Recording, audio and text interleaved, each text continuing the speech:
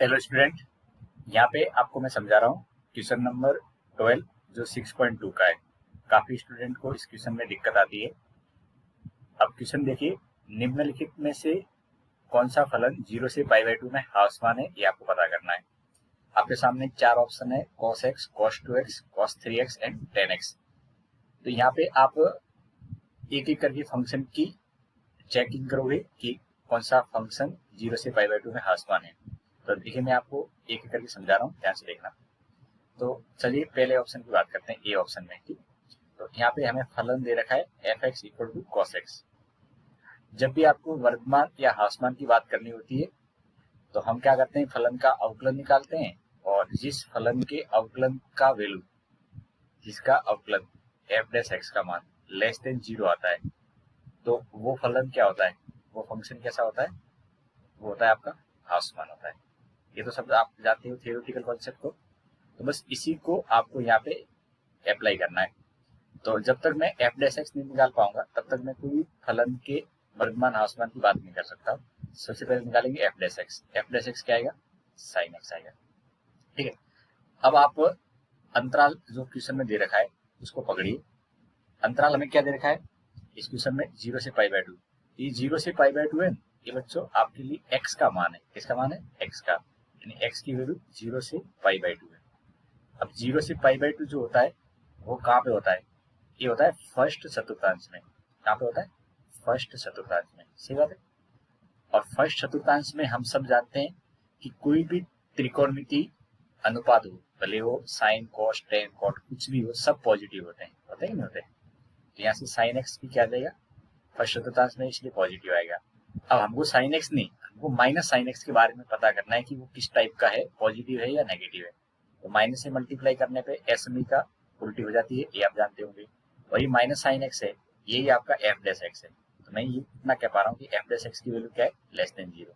और F dash x less than 0 है, तो एफ एक्स क्या होता है, ये होता है ह्रासमान होता है। एफ एक्स क्या होता है, ह्रासमान। इसमें कोई दिक्कत, इसमें में आ गया।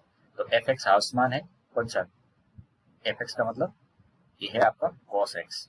कॉस एक्स कैसा है, ह्रासमान है। तो पहला वाला पार्ट तो आपका करेक्ट यहाँ से हो जाएगा। अब सेकंड ऑप्शन, बी ऑप्शन देखते हैं। यहाँ पे आपके पास एफ एक्स की वैल्यू क्या है, तो आप कहोगे सर cos 2x है। क्या है, cos 2x है।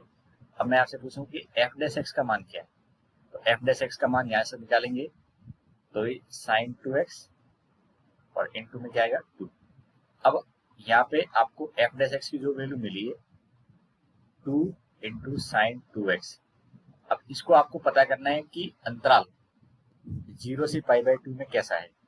ठीक है, तो ध्यान से देखो, यहाँ पे जो एंगल है वो 2x है, x नहीं है। एंगल क्या है, 2x।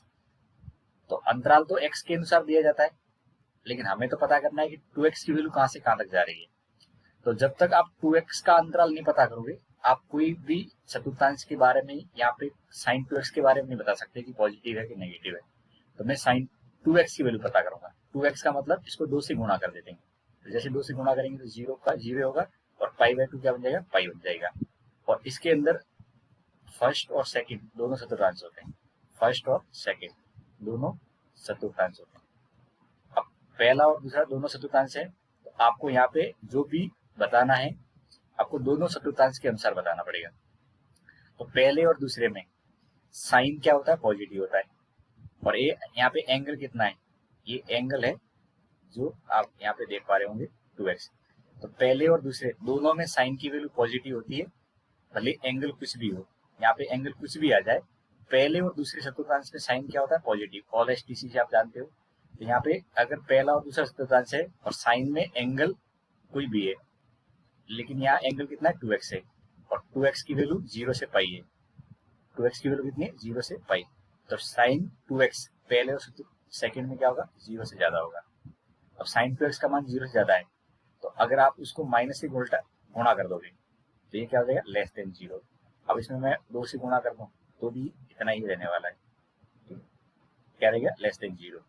तो यहाँ से आप क्या कह सकते हो, यहाँ से हम कह सकते हैं कि हमारा F dash x less than 0 आया है, और एफ डैश लेस देन 0 आया है, तो एफ एक्स क्या होगा बच्चों, एफ एक्स होगा आपका ह्रासमान होगा। क्या होगा, एफ एक्स ह्रासमान होगा। ठीक है, तो आप यहाँ तक ये भी समझ गए होंगे।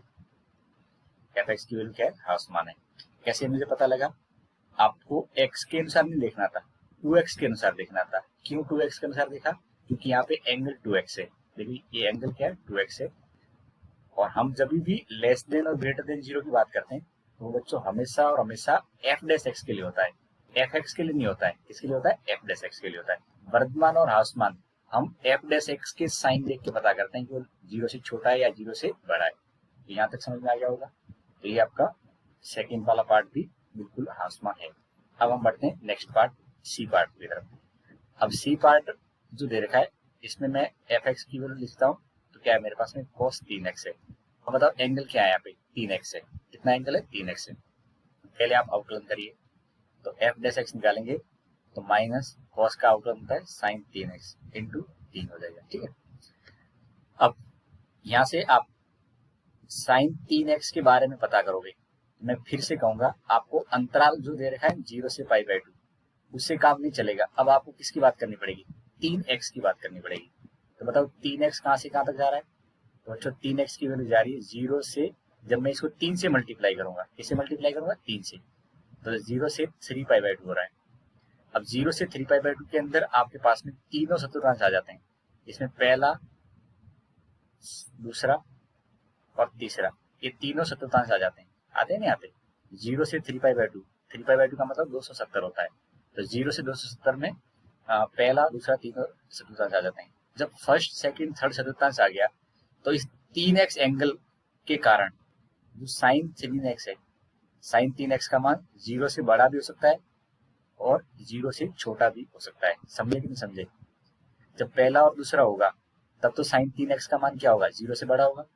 लेकिन थर्ड चतुर्थांश में जाते ही 3x की एंगल, ये 3x का जो एंगल है वो तीसरे चतुर्थांश में अगर पहुंच गया है तो उस कंडीशन में साइन की वैल्यू क्या आ जाएगी? नेगेटिव, यानी 0 से कम आएगी। अब मुझे साइन 3x के साथ में नेगेटिव साइन चाहिए, तो मैं इसको अगर नेगेटिव से मल्टीप्लाई करता हूँ तो ये लेस देन 0 हो जाएगा। और अगर वो लेस देन 0 है तो अब ये ग्रेटर देन 0 हो जाएगा। क्या हो जाएगा? ग्रेटर देन 0 हो जाएगा। ठीक है। अब आप इसके साथ में 3 से मल्टीप्लाई कर लो, तो 3 sin 3x, ये अभी भी लेस देन 0 है, या ये 3 sin 3x, 3 sin 3x, ये ग्रेटर देन 0 भी हो सकता है। इसी को आप एफ डैश एक्स बोल रहे हो। तो एफ डैश एक्स का मान 0 से कम भी है या 0 से ज्यादा भी है, दोनों यहाँ पे पॉसिबिलिटी आती है। और जब दोनों पॉसिबिलिटी आपके पास में आती है तो आप बोलते हो ना तो वर्तमान है, ना तो वर्तमान है और ना ही ह्रासमान है। ठीक है। इसमें ये न तो वर्तमान है और न ही ह्रासमान है। ठीक है। तो आपका ये तीसरा वाला ऑप्शन गलत हो जाएगा। तो क्या यहाँ पे इंपॉर्टेंट बात थी, आपको 3x किस चतुर्थांश में जा रहा है ये पहले पता करना पड़ेगा। जब आपको ये पता है कि पहले, दूसरे, तीसरे तीनों चतुर्थांश को कवर कर रहा है तो आप यहाँ पे साइन 3x की वैल्यू दोनों पॉसिबिलिटी लेके चलोगे, ग्रेटर देन 0 और लेस देन 0। ठीक है। तो आई थिंक अब आपके अंदर या आप में से जिस बच्चे का डाउट था कि cos 3x की वैल्यू ह्रासमान क्यों नहीं है, तो ये आपको पता लग गया होगा, क्योंकि यहाँ पे ग्रेटर देन 0 और लेस देन 0 दोनों आ रहा है। अब डी ऑप्शन, डी ऑप्शन के अंदर आपको दिया रखा है एफ एक्स बराबर 10x। आई थिंक इसमें तो किसी को दिक्कत नहीं आई होगी। अब एफ डैश एक्स निकालेंगे तो 10 का डिफरेंशिएशन होता है sec स्क्वायर एक्स, और sec स्क्वायर एक्स की घात 2 है। सम संख्या में जब कभी भी घात होती है तो आप चतुर्थांश देखो या नहीं देखो कोई फर्क नहीं पड़ता है, घात 2 है और जिसकी घात सम संख्या होती है तो वो तो ऑलवेज पॉजिटिव होता है। तो एफ डैश एक्स की वैल्यू यहाँ पे क्या दे रखी है? sec स्क्वायर एक्स दे रखी है। तो sec square x greater than 0 ये हमेशा होता है, ऑलवेज। और अगर ये ग्रेटर देन 0 है तो ये F dash x greater than 0 और F dash x greater than 0, तो आपका एफ एक्स क्या हो जाएगा? ये वर्धमान होगा। क्या होगा? वर्धमान होगा। तो आई थिंक अब इस क्वेश्चन का आपको जवाब मिल गया होगा। आप में से कई बच्चों को ये डाउट था कि सर इसका सॉल्यूशन दिक्कत कर रहा है, नहीं आ रहा है, तो ये इसका आंसर है। ठीक है बच्चों, थैंक यू।